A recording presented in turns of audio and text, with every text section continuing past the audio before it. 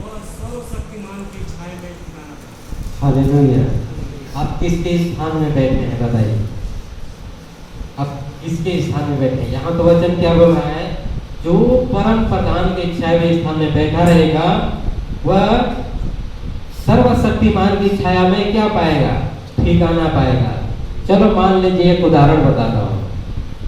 ये कौन है? मुकेश अंबानी।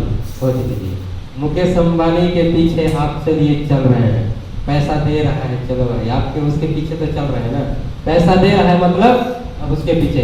अगर आप किसी कंपनी में भी जा रहे हो तो आप कंपनी के पीछे हो, पैसा कंपनी दे रहा है तो हम उसके करीब हैं, पीछे में हैं। जो कहेगा वो हम सुनेंगे। बोलेगा बाबू थोड़ा उसको कर दे, सुनेंगे। बाबू थोड़ा उसको कर दे, सुनेंगे। सुनेंगे कि नहीं? परमेश्वर कहता है जो सर्वशक्तिमान के छाया हुए स्थान में बैठा रहेगा, उस परम प्रधान की छाया में बैठा रहेगा और सर्वशक्तिमान की छाया में क्या पाएगा? ठिकाना पाएगा। अभी मान लीजिए बिल्डिंग है, अगर हम इसके नीचे में अगर बैठे हैं, पानी आएगा तो क्या हमारे ऊपर आएगा? नहीं आएगा ना। क्यों नहीं आएगा? क्योंकि हमारे ऊपर कुछ है, हमारे ऊपर कुछ है, इसलिए तो पानी नहीं आ रहा है। अगर हम परमेश्वर के छाए हुए स्थान में बैठा रहेंगे तो क्या मजाल है कि कोई दुष्ट आत्मा कई प्रकार की आजकल देख रहे हो, लड़ाई झगड़ा गुस्सा। आप लोग कितने लोग समझते हैं कि लड़ाई करने वाला दुष्ट आत्मा रहता है, झगड़ा करने वाला दुष्ट आत्मा रहता है, पाप कराने वाले दुष्ट आत्मा रहता है, गलत कराने काम वाले दुष्ट आत्मा रहता है। हर एक दुष्ट आत्मा रहता है और वो चाहता है कि उसके मन में जय कभी ना पाए, जय कभी ना पाने पाए। इसलिए तो कहता है कि जो परम प्रधान के छाए हुए स्थान में बैठा रहेगा वही सर्वशक्तिमान के छाया में ठिकाना पाएगा। आजकल के दुनिया में क्या है? जब हम लोग जानते हैं, मसीह लोग जानते हैं कि जब लूसीफर जगत का भरमाने वाला, हमारा युद्ध कहाँ है? न लहू और मांस से नहीं है, लेकिन हमारा लड़ाई उस आत्मिक सेनाओं से है जो कहाँ है? आकाश में है। उससे हमारा लड़ाई है। अगर हमारा उससे लड़ाई है तो हमें कैसे रहना पड़ेगा? तलवार लेके थोड़ी रहना पड़ेगा, भाला लेके थोड़ी रहना पड़ेगा। हमें तो परमेश्वर ने कहा जो सर्वशक्तिमान के परम प्रधान के छाए हुए स्थान में बैठा रहेगा वही इसमें ठिकाना पाएगा, यानी वही इसमें उसका रक्षा होगा। एक दिन पास्टर बता रहा था कि एक लेडीज थी जो उसका गहना लूटने के लिए हो रहा था, लेकिन उसके दाएं बाएं कोई था। अब कौन था? परमेश्वर के दूत, परमेश्वर के स्वर्गदूत थे।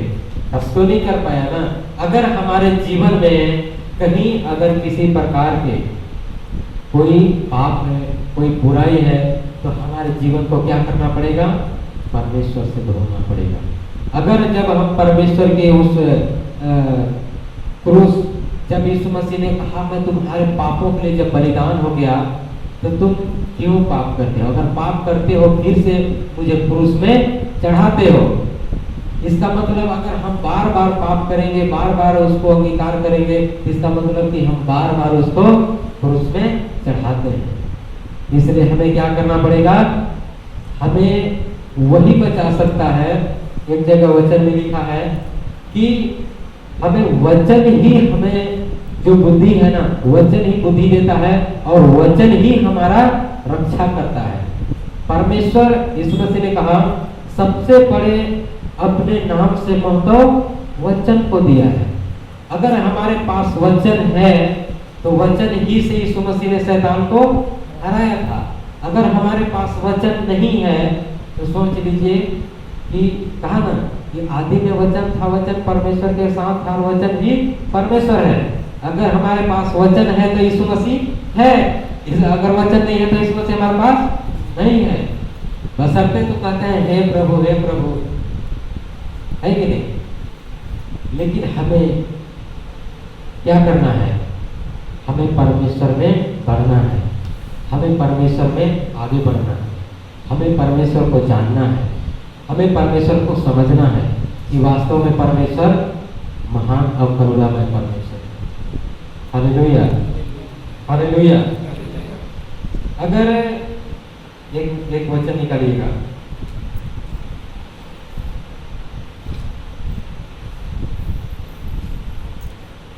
इसी का 4 में 91 का 4 91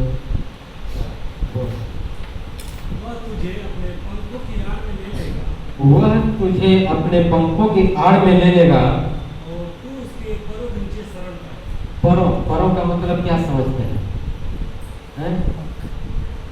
परों का मतलब क्या समझते हैं? पंख।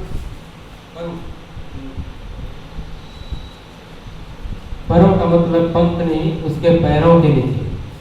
अगर परों, हम परमेश्वर कहता है तुम उसके पैरों के नीचे भी, वह तुझे अपने पंखों की आड़ में ले लेगा और तू उसके पैरों के नीचे शरण पाएगा।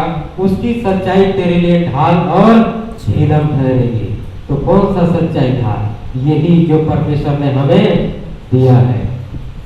अगर हमारे पास ये सच्चाई की ढाल अगर नहीं है तो हमारा झीलम कैसे ठहरेगा? कैसे ठहरेगा? परमेश्वर ने तो हम लोग कहते हैं जब मुर्गी